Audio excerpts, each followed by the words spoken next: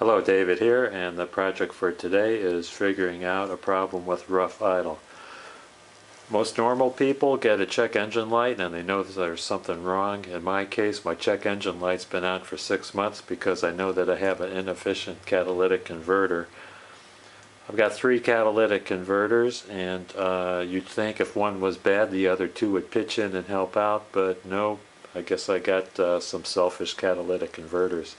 So I haven't addressed that problem yet. But what I did find out was I had a rough idle.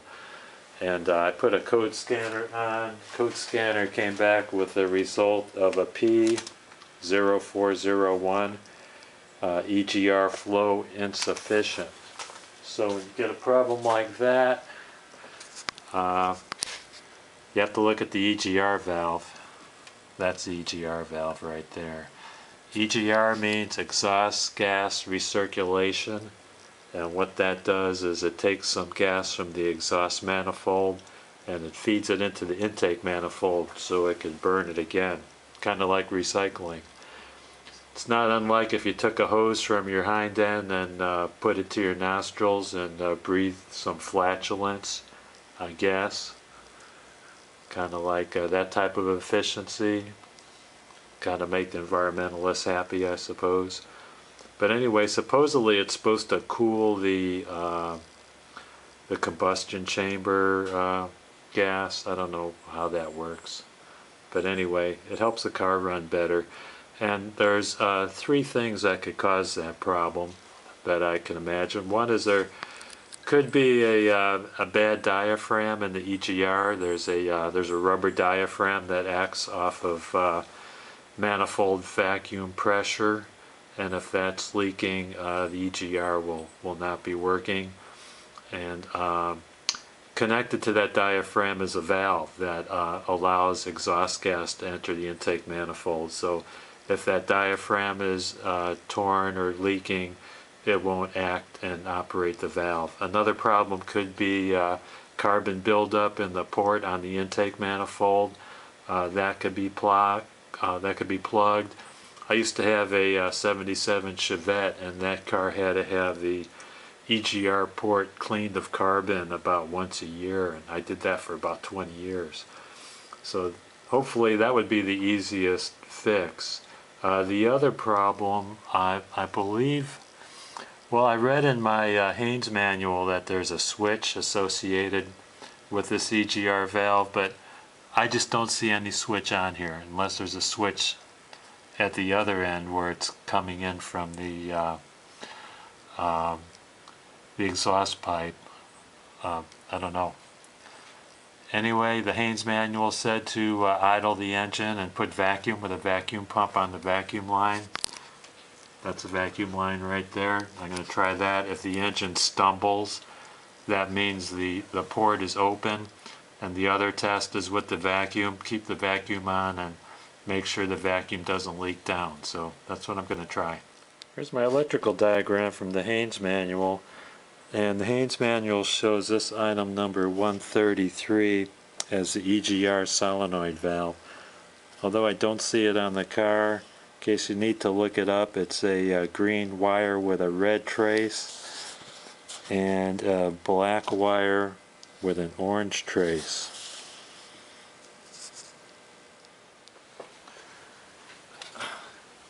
Okay, let's apply some vacuum to this diaphragm.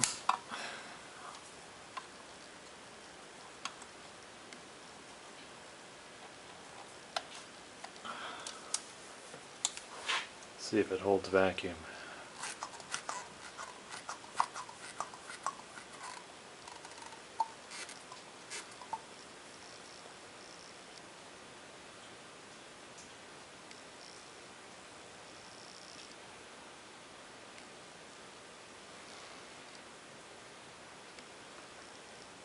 Okay, it appears to be holding vacuum, so I think the diaphragm's in good shape.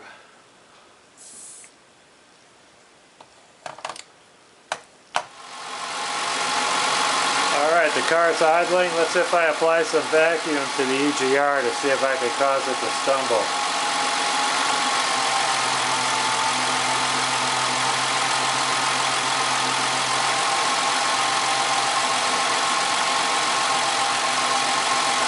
It's not stumbling. I'm guessing that I might have a clogged EGR port.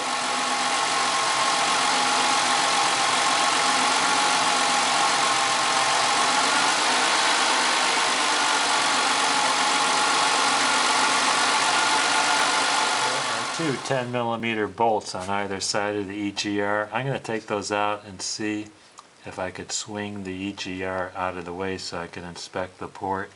By swing, I'm referring to this huge pipe under here. I don't know if you can see in there. Let's see if I get some light in there. Anyway, there's this huge pipe that comes in here, and that brings the exhaust gas up from the exhaust manifold. Can you see it now? Gotta get some more light in there. There's a big nut on the end of it too. Anyway, you're gonna have to trust me, it's pretty dark in there. First, let's see if I could take those two bolts off and swing this out of the way. Well, the bolts are out, and this is about the only movement I could get. I really can't see in there, so I'm gonna have to loosen that pipe over there. Alright, nuts right there at the end of my finger. In order to loosen that pipe so I don't damage the exhaust pipe, I'm going to have to put these two bolts back in to stabilize the EGR. Let's move this thing out of the way.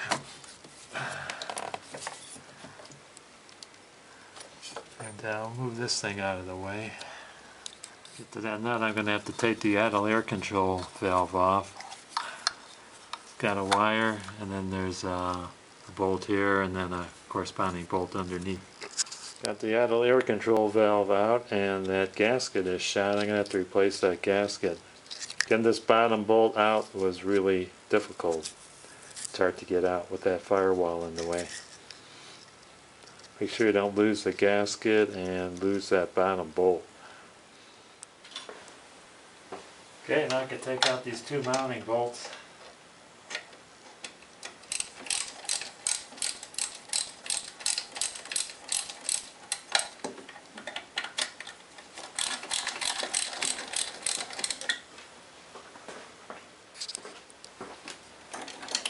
Take off the big nut to the exhaust pipe.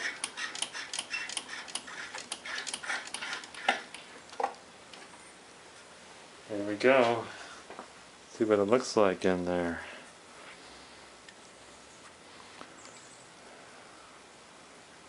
Yeah, it doesn't look too clogged to me. Let's take a look at the port.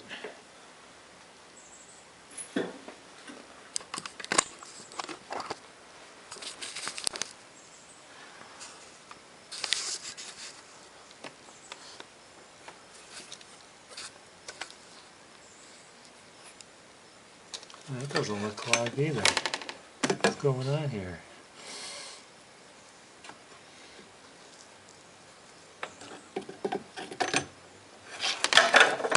I don't know. Maybe I'll squirt some brake clean in there. If you look inside the EGR in the port, you can see the valve moving when I release the vacuum.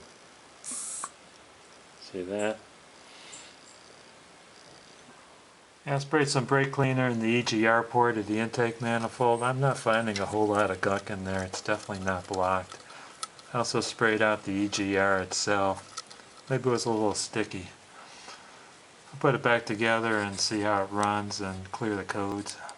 Got the EGR back in. I got the idle air control valve in. I could not find a gasket locally.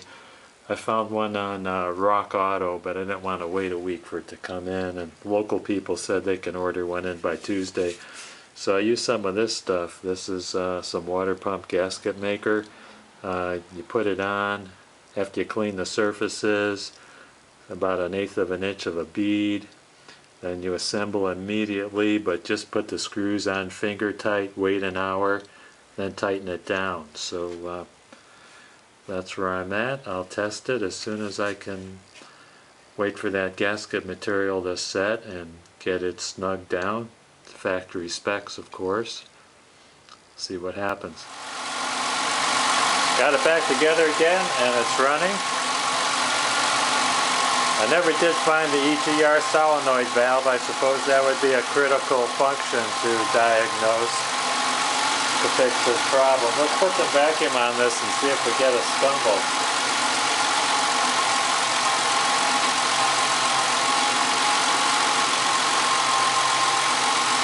I'm at about 22 inches and there's not much change. What I'm going to do is erase the codes, drive it around, see if I get another code set for that. I was going to say see if I get a check engine light, but I know the catalytic converter is going to set a check engine light again. So I'm just going to have to read the codes and see if the EGR efficiency code pops up. It's the next day. I've driven the car around for a while, and this is what I've got. I've got the still the P0401 exhaust gas recirculation flow insufficient.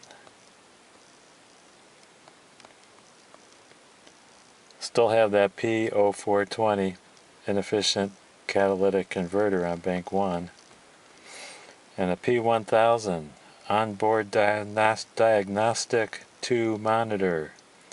Drive cycle test not complete.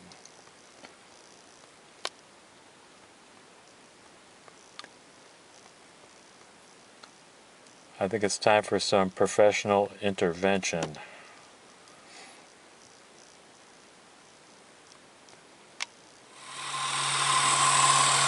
This part here is the EGR vacuum regulator solenoid, and I wasn't feeling much vacuum at the EGR, so I want to make sure there's vacuum coming to this.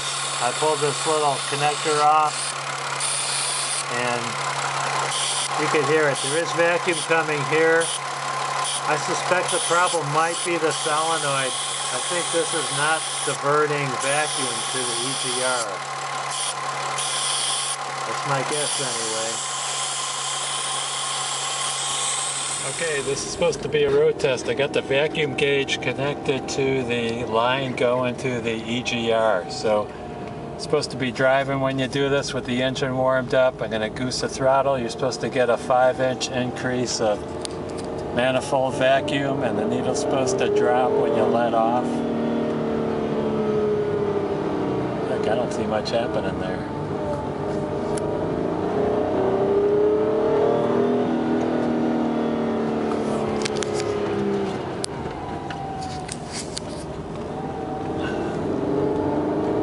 There's some movement. Then it dropped off, I can see that. Oh, here's a stop sign. Okay, the deal is, this shows if the EGR solenoid is working. So it appears that the solenoid is working because when I give it gas, I'm getting an increase in vacuum. So I'm still perplexed about why I'm getting an EGR code. Oh, and by the way, I did check the voltage at the EGR solenoid. And the EGR solenoid is getting at least 12 volts of power.